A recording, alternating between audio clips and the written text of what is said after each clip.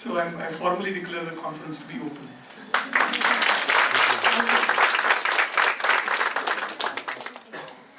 I would like to remind all participants that your certificates will be handed over to you only during the valedictory session. For any further queries, please contact our faculty member, Professor Tania Malik. The printed program in your folders sets the agenda for the day. It is also mandatory as per rules of SPPU for everyone present here to be registered for the conference. In case we've missed out on anyone, I request you to please approach our reception desk during the tea break. Thank you, we appreciate your cooperation. May I also request all of you to switch off your mobiles, please. Ladies and gentlemen, now I present to you our most distinguished guest, Mr. Suhas Kelkar, Chief Technology Officer of BMC Software and Senior Director, Incubation Team. It is customary to say that I'll keep the introduction brief, but looks like I may take some time. As the CTO, he helps enterprises make the transition to digital service management. He is also responsible for driving the incubator team globally for BMC Software. Under his leadership, BMC Software established unique and differentiating incubation practices that led to accelerating innovation across BMC product portfolio. He and his team have multiple patents pending in the area of cloud computing, social media, and business service management. A hand of applause, please. Prior to joining BMC Software, he was Vice President of Product Management at Digit. He has also worked for Rational Software, IBM, Serena Software, and Philips Medical Systems. He has diverse experience in architecting, designing, and delivering successful software products. And he is also passionate about academia and startup ecosystem. He was associated with the University of Washington, Seattle Extension Program, where he designed and delivered various software development courses. He mentored and delivered a course on software product management at Symbiosis Center for Information Technology and served as an advisory board member as well. Mr. Kelkar is an active member of NASSCOM Product Forum, which fosters and promotes software product ecosystem in India. He is also the founder and president of India Product Management Association, Pune chapter. I'm sure it's too obvious by now why we left no stone unturned to get him as our inaugural speaker, and we are very grateful to him for obliging us. All academicians by now are curious to know about his academic qualifications, including myself. I was. So this is here for you. He holds an MS in Robotics from Center of Intelligent Machines and Robotics, University of Florida. He also has an MBA from the School of Business at Florida Institute of Technology. Sir, we are extremely honored to have you here with us today. The title of his talk today is very interesting. Future is in the past. I'm eager to hear him, and I'm sure you too are. So without further delay, let me hand over to him.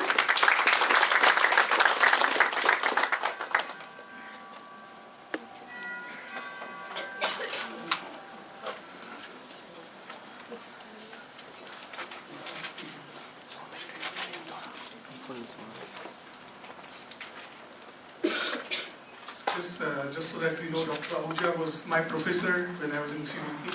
So it's a great honor to be in front of this. Unfortunately, he's leaving just before my presentation is starting, which is good because then, we keep it. We are sure of the future. Because he might actually make me go back to COEP if he looks through my presentation. That's right. Thank you, sir. Thank you for being here. Absolutely. Thank you very much. Yes, no problem.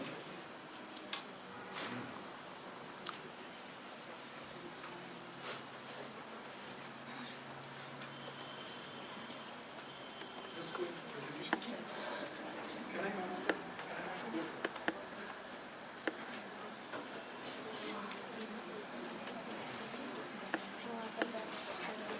Thank you. No, I think this is good. Thank you, Dr. Nanwani, thank you, Major General Israni, and all the distinguished guests. It's really an honor to be here. And what I realize is that I've been too far away from academics for many years now, because I've almost forgotten all the processes and the way academics works. It's a lot different in business and it's a lot more direct.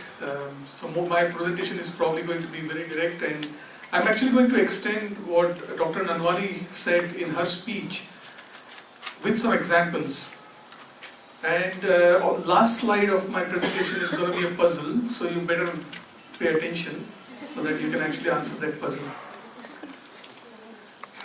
So in 1990, there were 1 million phones in circulation, and if you fast forward that to today, there are about 6 billion phones in this world.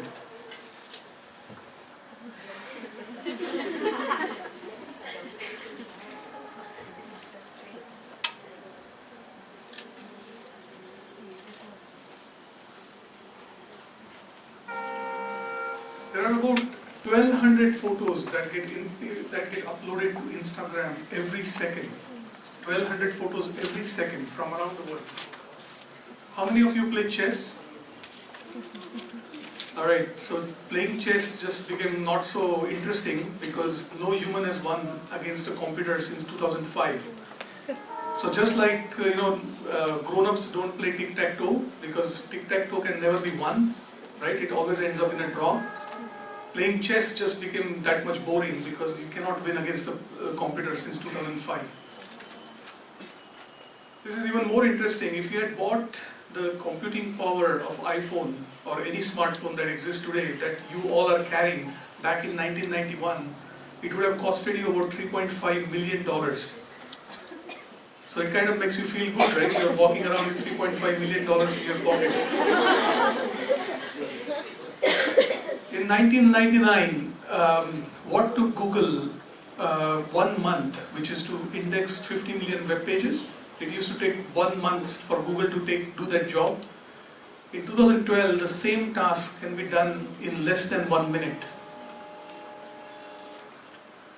All these examples and fun facts that I just went through, there was one common theme or one commonality in them. Does anybody know or anybody spotted that? All of these 5 examples were not from distant past. They were all from last 15 to 20 years. So in last 15 to 20 years, our lives have significantly changed. And my goal today is to actually give some examples and show you how our lives have changed and what is causing this massive shift in business as well as in our personal lives. And hopefully you'll be able to connect the dots and use that to your advantage as you actually graduate from this institute and go on with your lives. So let's go through some of the basics. All of these recontouring and all of these things that are happening in today's world, they are happening because of certain things. And one of the major keyword that we keep hearing is disruptions.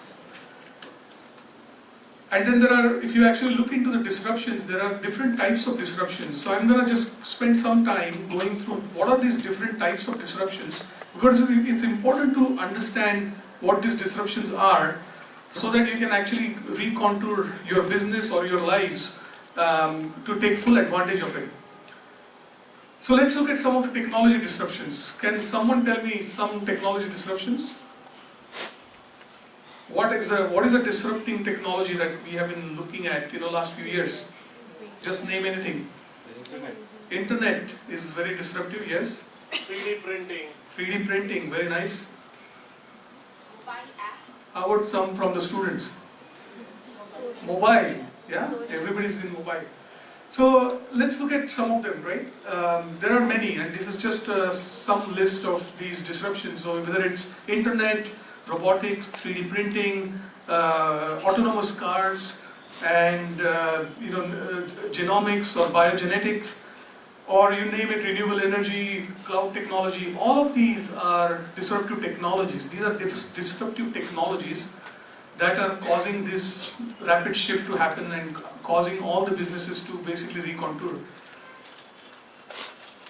But what is interesting happening with this, all of these technologies is that in the past, these technologies used to take place with a certain amount of delay in between them, whereas today, many of these technology disruptions are happening almost simultaneously. And that simultaneous disruption is what causing a lot of businesses to worry about their existence because they are actually literally going out of business, I'll give you some examples. So within technology disruption, there are different categories of disruption, and I've kind of taken it down, boiled it down to a couple of them. So first one is bottom-up disruption. So what is a bottom-up technology disruption? We are all familiar with this one. When the digital cameras first came up, they were completely inferior in quality, because you would have like 1 megapixel, 2 megapixel, and not more than that, or even smaller resolution than that. And no professional photographer would touch a digital camera because it was just not up to the mark. But the rate at which the digital cameras improved was so fast that in just span of less than 10 years, digital cameras have taken over film cameras. I'm sure the professional photographers here are using digital cameras. Nobody's using film cameras anymore. So this is what I call a bottom-up disruption, because the technology was inferior, but the rate at which it improved was so fast that it took over the traditional way of doing things. And in the process, many companies actually got disrupted and they went out of business. They were not able to recontour. And one of the famous companies that actually suffered through this transition was Kodak. So Kodak had a market cap of $10 billion, and they completely ignored this phenomenon of digital photography, and in less than 10 years, from $10 billion market cap, they had to file bankruptcy. The claim to fame for Kodak was that you press the button and we do the rest. So essentially, you would take the photographs, take the roll out and send it to them, and they would develop it and send you back the photos. So you click the button, we do the rest, was the tagline for Kodak for many years. And then came Canon, and they basically said, you click the button and you do the rest. And that completely changed how the photography actually, how today we use photo. And today, we don't even own cameras, because most of us, we take photos using our mobile phones. So even the camera industry is completely going down because nobody buys cameras anymore, and the phone cameras are so good these days. In fact, Apple advertisements, I don't know if you have seen, but all they do is a photo, and they just say taken on iPhone 6, and they actually have a name of the person who took that photo. It's amazing. And then, so there is this top-down disruption, right? We looked at bottom-up disruption, then there is top-down disruption. So this is a picture of a car called Tesla. Have you heard of this car? It's an amazing, amazing car, and they haven't yet launched it in India, but it's a really amazing car. It's completely electric, and it's not that it's electric, but it actually drives like a sports car. So that is the claim to fame for Tesla. The problem is that it is superior from the beginning. It's much better than any other car on the planet, but it's way too expensive. So the adoption of this technology is hindered because even though it's superior, not many people can afford it, and hence, it's not really that popular yet. It is going to get popular. Of course, the costs are going down, and many more people will be able to afford it. And so bottom up, top down, and then the third category is what I call big bang disruption. This is when the technology is not only superior, but is also cheaper from day one. Some of you might remember that there used to be a market for handheld GPS devices that you can actually buy and put it in your car, and it was more popular outside of India back then. But you could actually buy a Garmin or a TomTom, and you can actually have driving directions maps for you to drive around with. And they used to sell it for $150 or $200. When Google Maps came out in 2006, that industry completely got eliminated, because not only Google Maps was more accurate, because they would be updating the maps more frequently, but they were also cheaper. They were actually free. And today, nobody buys those Garmin or TomTom devices, because essentially everybody has a smartphone and everybody has Google Maps. And when I actually moved back to India back in 2007, after many, many years in the US, I was so pleasantly surprised that Google Maps actually works wonderfully even in India. I was completely blown away when I was driving around in Bangalore, and it had all kinds of gullies and all of those things. I have no idea how they do it, but it's superb. So this is an example of a technology which is superior and cheaper from day one. So when you have all these technology disruptions happening, the industries, the traditional industries are getting recontoured or even eliminated or disrupted in a major manner. So that was, so another way of looking at this technology disruptions is that a single technology disruption can disrupt multiple businesses simultaneously. So let's take an example of the driverless cars, right? So driverless cars is a technology disruption, but it has the potential to disrupt many industries simultaneously. For example, car insurance. Car insurance is a $200 billion industry in the world, and it actually is on the brink of getting completely marginalized because of the self-navigating cars. Why? Because if I'm never going to drive the car, why am I going to take car insurance? I don't need car insurance. So similarly, I don't need a parking, because if there is self-navigating car, the car is going to pick me up and drop me, and then the car itself will go and park somewhere. So I don't need to worry about where the car will park itself. Even today, owning a car is a status symbol, right? People own fancy cars because it's a status symbol.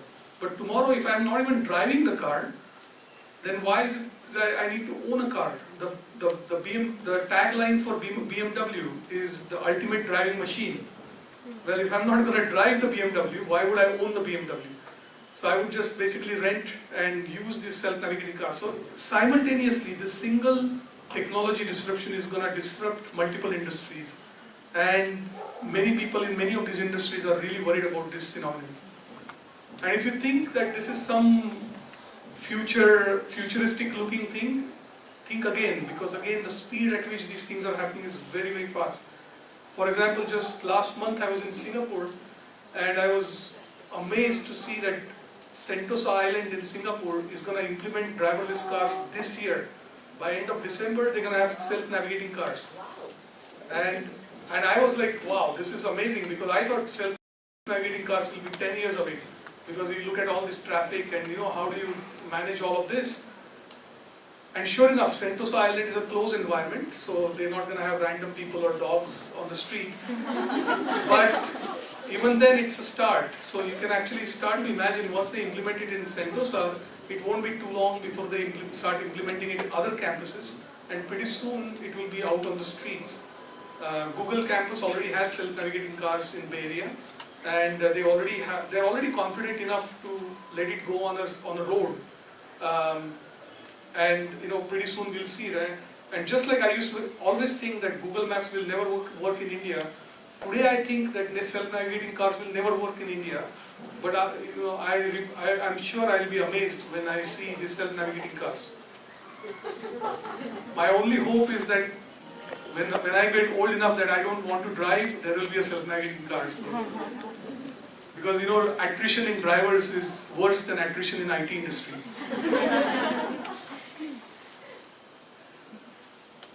So that was all technology disruptions. Now let's look at business model disruptions. There's a different way of looking at disruptions, because there is a phenomenon happening that is causing disruptions at the business model level, not forget about technology. So this is a couple of examples of a business model disruption. So the biggest, I'm sure you probably have read this on your WhatsApp, biggest media company in the world actually doesn't own any content, which is YouTube. The biggest taxi company in the world doesn't own any taxis, which is Uber. And the biggest hoteling or room providers in the world actually owns no inventory, Airbnb. So YouTube, Uber, Airbnb, these are what we call as full stack startups. And why? Because they actually provide a service end to end, and they are disrupting the traditional businesses the way they never anticipated. And one of the reasons why they never anticipated this to happen is, for example, this. So let's look at what Airbnb has done to hoteling industry. What took Hilton more than 90 years to basically build an inventory of 600,000 rooms, Airbnb was able to achieve that in less than 4 years. So Hilton is busy building hotels around the world and owning those hotels, running those hotels, all of those things, just so that they can rent those hotel rooms. And it took them 93 years, and the same was achieved by Airbnb in less than 4 years. So nothing happens in these traditional industries in 4 years, right? So they're basically just sleeping at the wheels just to find out that their bread and butter is being taken away.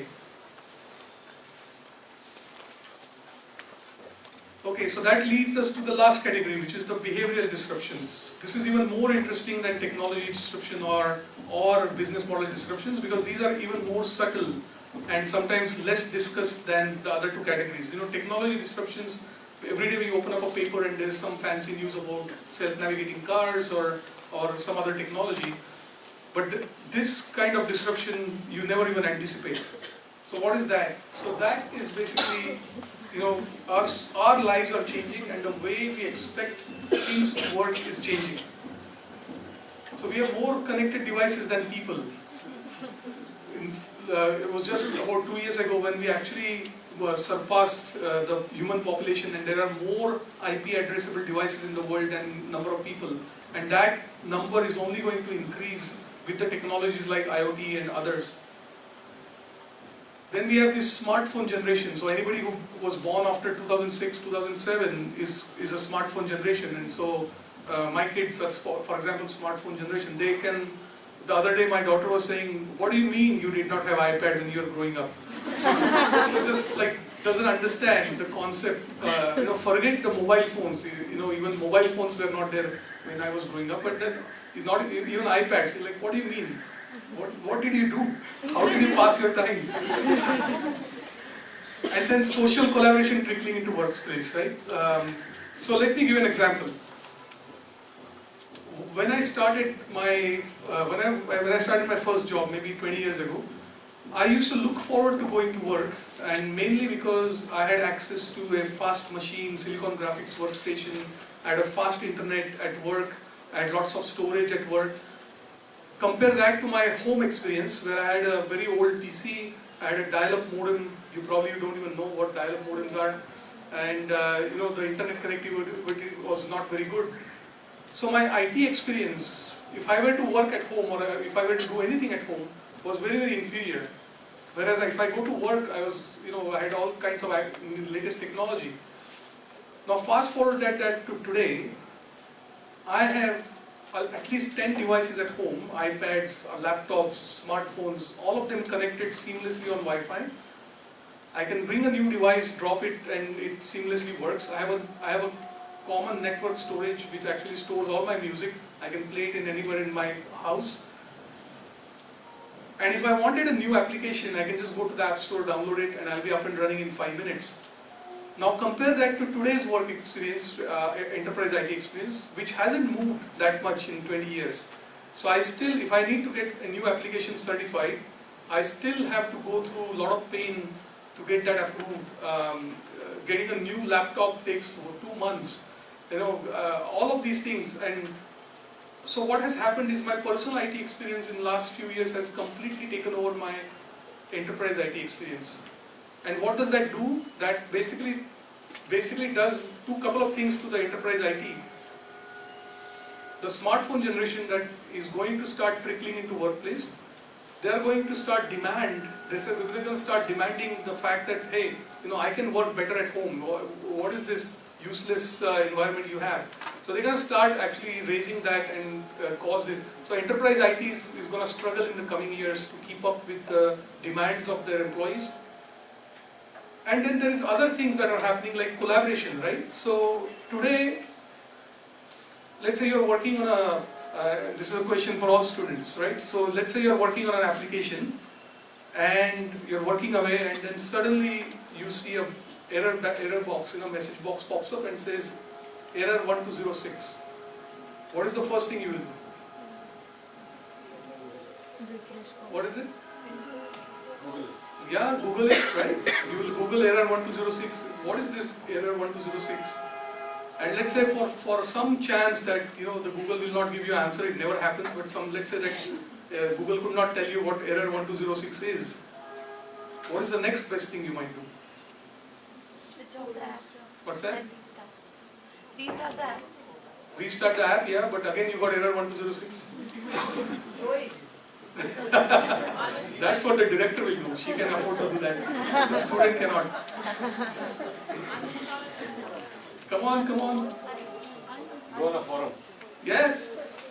Go on a forum, you'll ask your friends, you'll turn your back and say, hey, have you seen this error 1206? You'll go on your chat, you'll go on your Facebook chat, you'll go on your WhatsApp chat. To your trusted peer network, you'll say, hey, have you seen this error? Can someone help me? And maybe they have seen it and they'll be able to fix it and things like that. If that doesn't resolve your problem, then as a last resort, you might actually have to take help from your IT department, or you might have to pick up phone and call that application support or something like that. Calling application support as soon as you get an error is not today's behavior. The behavior has changed. For people who interact with the software is doing it differently. And if companies don't understand that, their software products will become obsolete. Today, when you buy an Apple product, has anybody bought an Apple product? It's a beautiful experience. You get a box which is almost white in color. You open the box, there's only that device that you bought, maybe an iPhone or maybe a MacBook, and there's nothing else. There is no documentation, there is no help that you have. You open the device and it starts working. It's a radical shift from what we used to have, like first you look at the user manual, then you look at the instructions, then you turn on, you don't know what's going to happen. None of that. They don't have any documentation whatsoever. That's because they have changed their user experience, and that's why Apple is so popular, is because they have made it a radical shift in the user experience. Okay, so that's the behavioral disruptions. So let's look at some of these re-countering examples and how different industries and different companies have taken advantage of these technology disruptions, business model disruptions, and or behavioral disruptions. So here's an example of a interesting service. It's called TransferWise. TransferWise is essentially challenging banking industry, and it does one thing and one thing only, which is that it allows you to transfer funds from one country to another country. So let's say you wanted to send $100 from India to US. What is the normal way of doing it today? You will go to a bank, you will have to fill out a form, then you will give a wire instruction, and that $100 will get wired to your other side on the other country, and they'll charge you a hefty fee for that. TransferWise is a startup out of UK, which essentially does allow you to transfer these funds at a fraction of a cost. And they're not even a bank. So how do they do it? They do it by building a technology stack that essentially matches people from different countries. So if I wanted to send $100 from India to US, it will actually match me up with one person or many people who want to send equivalent amount from US to India. And so the money actually never transfers, but I get my money in US, the other person gets the money in India. In fact, we as Indians are very familiar with this scheme. It's called Hawala. This is a scheme, Hawala scheme, that this startup in UK has actually taken and created a technology stack around it. And there are obviously a lot of issues around it, security and governance and all of that. Let's keep those aside. But they took this simple phenomenon called Hawala, which we have been using ever since, even before the banks exist. Even today people probably use it because it's the fastest way to get the money from city to city in India. And that's what they have done. They've created a technology platform that completely hides all those details from you. So you just go there, it's as simple as you select, you send, you receive, get started, and your money is gone. And then you get it on the other side. This is an interesting thing about this company, is it's actually started by the same people who built Skype. Everybody familiar with Skype? Yes. Skype is peer-to-peer communication. It actually uses the peer resources to facilitate communication. The same people who built Skype are now behind this startup. So essentially they are building peer-to-peer banking. Right? There is no bank involved in transferring money, they are doing peer-to-peer banking. So an amazing phenomenon happening is that these technology geeks are coming out with these services that is going to completely disrupt traditional businesses. And banks, for example, being one of the oldest institutions, is struggling with how to compete with this. Tomorrow, if I have to send money, I will not use a bank, I will use TransferWise. Because it is so cheap and so reliable, and the user experience is so great. I don't have to fill out any forms, I don't have to go to a bank.